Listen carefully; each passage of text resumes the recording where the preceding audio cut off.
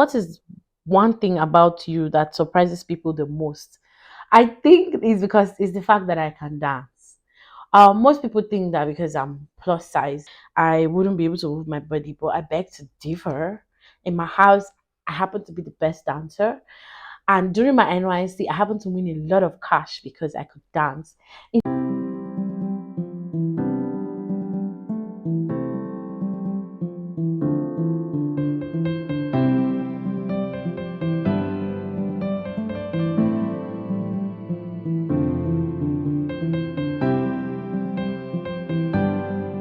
Hi guys, it's Ninja Mandela here. Welcome to my YouTube channel.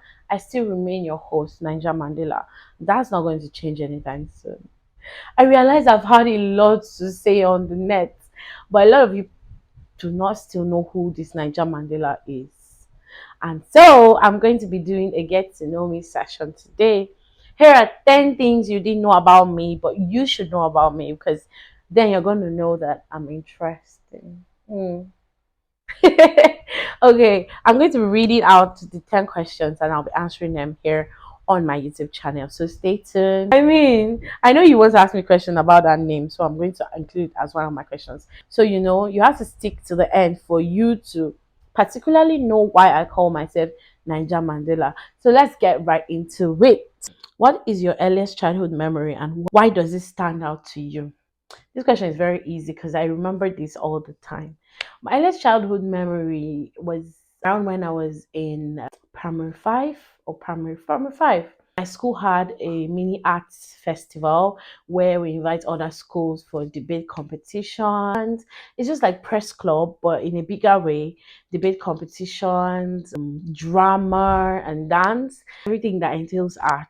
We were supposed to have a debate competition, and there were five other schools that came to our school. The topic of debate competition was girls' education is better than boys' education. You had to bring three representatives from each school. And in my school, but I was the only girl among my school. And then every other school brought their candidates. And at the end of the day, I figured out that I don't even know. At this point, I was still very young, but I didn't know why I picked up on the fact that the other five schools, every representative were boys. I found out very disturbing to me. And so, guess what I did, guys? I picked up the microphone and in front of the whole school, I said, I don't understand how we are doing in debate competition and we are saying girls' education is better than boys' education. But it's only boys that are in this debate.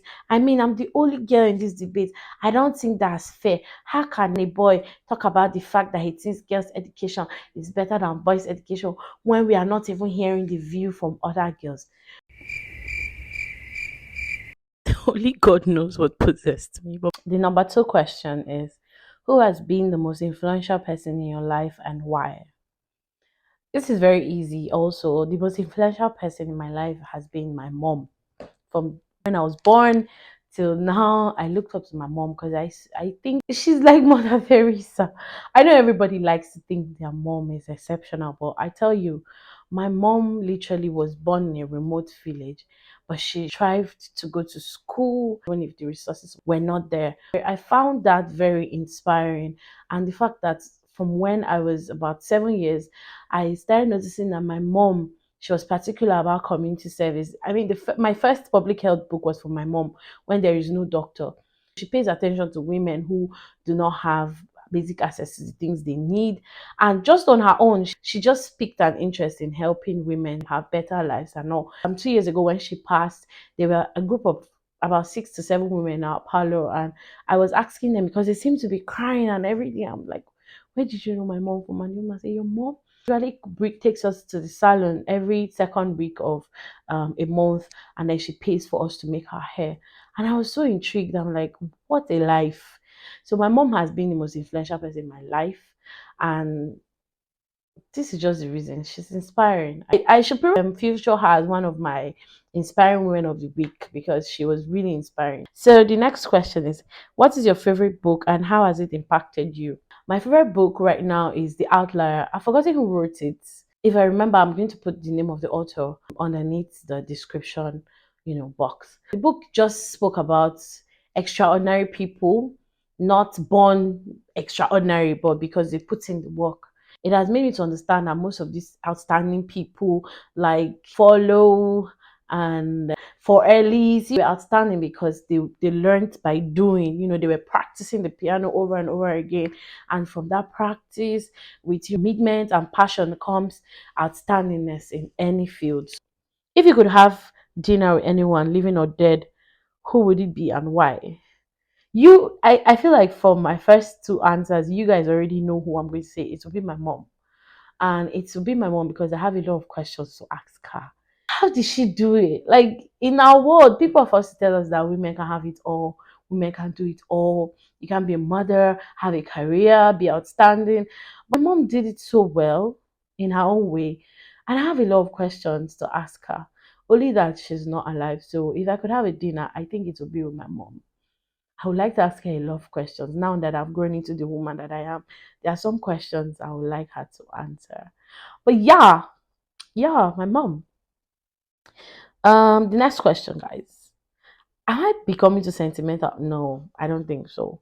If you could travel back in time, which era would you visit and what would you do there? Okay, guys. The era I would like to travel back to would be the 16th, 17th century, where women were not allowed to vote, women were not given a seat at the table. I feel like I would have been part of those women's movements that, were dogged in making sure that women have a seat. And I would have been the female version of Martin Luther King. That's the era I want to travel to, change things a bit so that gets the point where the world is equal and all that. So, yeah. What is one thing about you that surprises people the most? I think it's because it's the fact that I can dance. Most people think that because I'm plus size, I wouldn't be able to move my body, but I beg to differ. In my house, I happen to be the best dancer. And during my NYC, I happened to win a lot of cash because I could dance. What is your favorite hobby or pastime, and why do you enjoy it? My favorite hobby will be that I love to have stimulating conversations. Sincerely, I love to have conversations with people that are mentally stimulating, people that we can talk on and don't get tired of important things, though. People that I can spar with mentally. Another thing will be karaoke. Simple things in life, they excite me. So, okay, the next question will be that why did you choose the name Nanja Mandela? This is a bonus question because I know a lot of you want to know. What does Mandela stand for? Fighting injustice or inequality. So I felt that since I know from the beginning as a child that I always wanted to speak up where I feel that things are unjust. Believe me, I always speak up. The name Mandela is a household name that stands for someone that fights for injustice. So I felt like since I am synonymous with that and I'm from Nigeria, why not call myself that? And so hence I called myself Ninja Mandela. So guys, are you satisfied? Ninja Mandela. Then the next question is share one valuable life lesson you have learned and explain how it changed you. Okay, so one of the valuable life lessons I've learned is the fact that no means next opportunity. And when it comes to you trying to open doors or get opportunities for yourself, there was a time when I was in my 300, 400 level, and I just wanted to have an entrepreneurship program for young people in school to teach them that you can be a student and still be an entrepreneur. And I needed funding. And then I started meeting my lecturers and saying, I highlighted to them the benefits of the program and why I think that they should, partner with me or provide funds for me. It was one of these lecturer I met. He wasn't my lecturer, but he was a lecturer in my university. And I explained to him, and then this man told me, get out of my office. Get out. And then he embarrassed me. I felt so bad.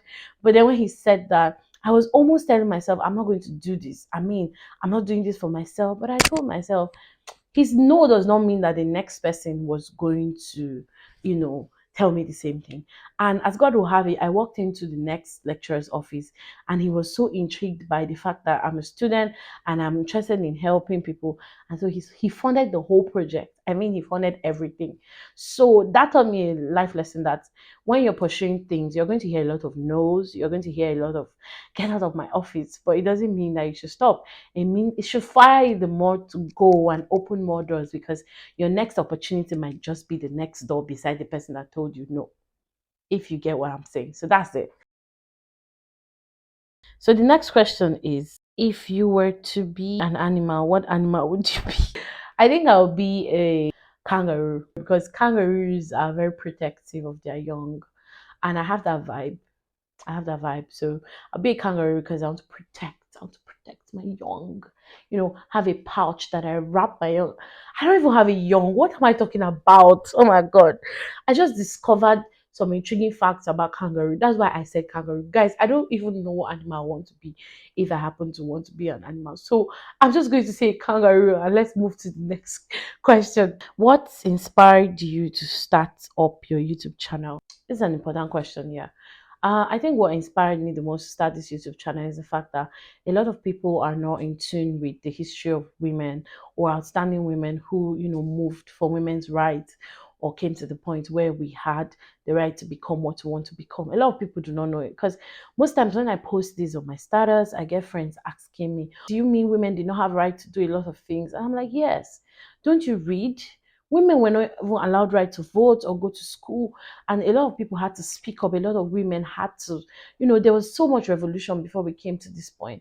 And so I feel that there is need for people to know the stories of these women so that to inspire them also to create change in their communities. And so I thought of what is the best way to pass this information to people. I thought YouTube would be a very instrumental, tool to passing that message. And so I started telling inspiring stories of women who, broke down barriers for us to have a seat at the table and mixed it up with a bit of feminism, girls' rights, women's rights. I can call the page Fempedia, although I've not settled for a name yet. So it's just about women, our struggle, advice, and all that. Okay, down to the next question. What is your favorite aspect of being a content creator? I don't know if I'll call myself a content creator yet. Yay! I am a content creator. I am. I just started.